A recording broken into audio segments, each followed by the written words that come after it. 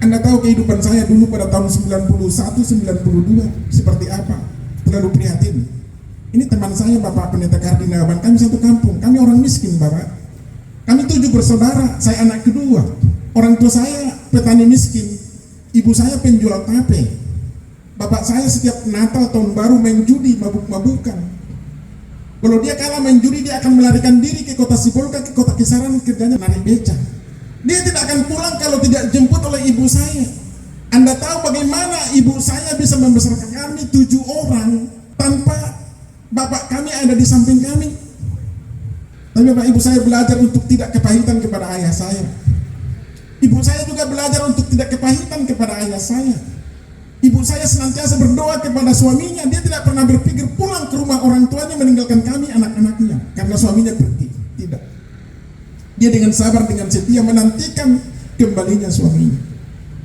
Dan Anda tahu itu terjadi sampai saya kelas 3 SMA. Sakit rasanya. Maka pada waktu saya SMA itu saya tidak percaya diri, saya minder Bapak Ibu. Minder melihat teman-teman ketika bapak dan mamanya selalu bersama-sama dengan mereka, bareng-bareng pergi ke gereja. Sementara saya pergi sendiri dengan adik-adik saya dan kakak saya. Bapak Ibu, tahun 90 saya tamat SMA. Saya melamar calon tantama jadi tentara, puji Tuhan saya kalah, masih tes kesehatan di Padang. Pada tahun yang sama, tahun 90 saya tes UMPTN, ujian masuk perguruan tinggi negeri dari Universitas Andalas di Padang, puji Tuhan juga kalah Bapak Ibu. Saya ambil IPC IPA campuran karena saya waktu SMA jurusan fisika. Bapak Ibu, saya banting setir, saya pulang kampung ke Siborong-Borong. Dari Siborong-Borong saya merantau ke Medan. 2 kali saya tes CPNS untuk golongan 2, puji Tuhan semuanya kalah. Tapi Anda tahu, ketika saya di Medan belum bekerja, yang saya lakukan adalah saya belajar berkhotbah seperti ini, mengkhotbah anak-anak muda walaupun berantakan, mengkhotbahi anak-anak sekolah minggu. Anak-anak sekolah minggu saya tidak banyak, paling 5-6 orang, dan itu harus saya antar jemput naik sepeda motor Astuti Astrea 73, bonceng di depan 2, bonceng di belakang 2, supaya tidak berjatuhan. Setelah pulang gereja saya akan antar balik lagi Bapak Ibu. Itu yang saya lakukan. Anda tahu, tahun 93 saya diterima calon pegawai negeri sipil golongan 1B dengan jabatan Satpam dan Cleaning Service. Gaji saya berapa? 52.800 rupiah. Di gereja saya mendengarkan firman Tuhan bahwa kamu akan naik, tidak akan turun. Bahwa kamu akan menjadi kepala, tidak menjadi ekor, kalau kamu sungguh-sungguh mendengarkan firman Tuhan dan melakukannya. Lalu saya berpikir, bagaimana saya bisa menjadi kepala? Karena di kantor saya yang paling muda, yang paling bungsu, pangkat saya yang paling rendah. Dalam daftar absensi, kalau terkoyak sedikit, nama saya hilang. Saking saya paling terakhir. Saya berpikir, saya bisa menjadi kepala dengan cara apa? Saya harus bergerak, saya harus maju. Dengan cara apa? Kuliah. Maka jadilah saya alumni Mahusor.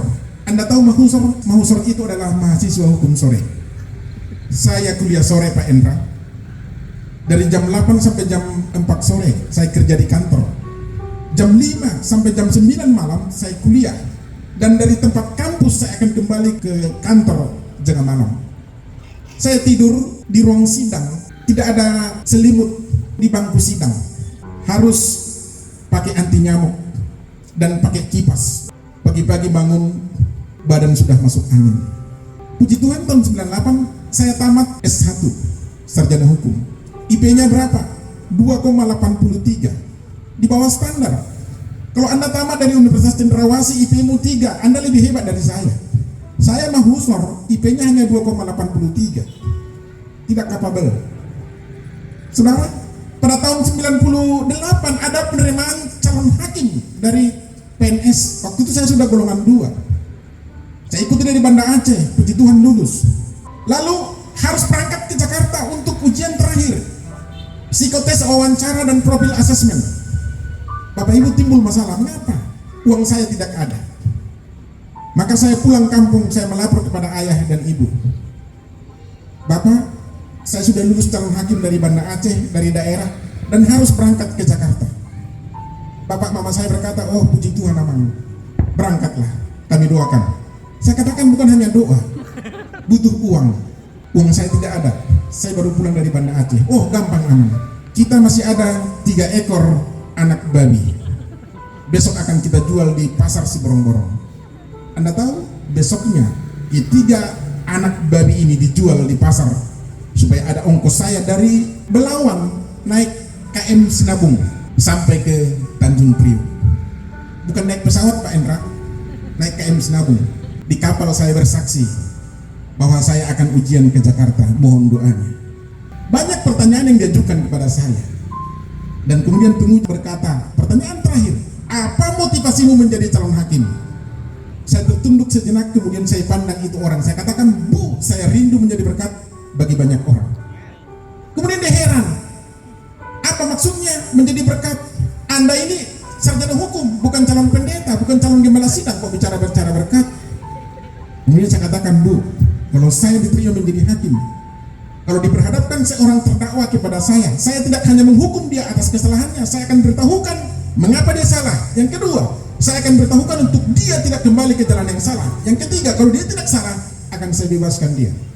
Oh, itu maksud saudara? Iya, Bu. Ya sudah, cukup, terima kasih. Saya katakan, terima kasih, Bu. Tuhan Yesus memberkati.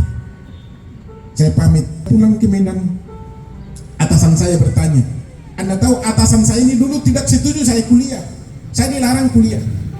Kemudian dia bertanya, nah Bapak bagaimana hasilnya? Saya katakan, puji Tuhan Pak, lulus. Emang sudah pengumuman? Belum Pak. Terus dari mana Anda tahu lulus? Saya yakin lulus Pak.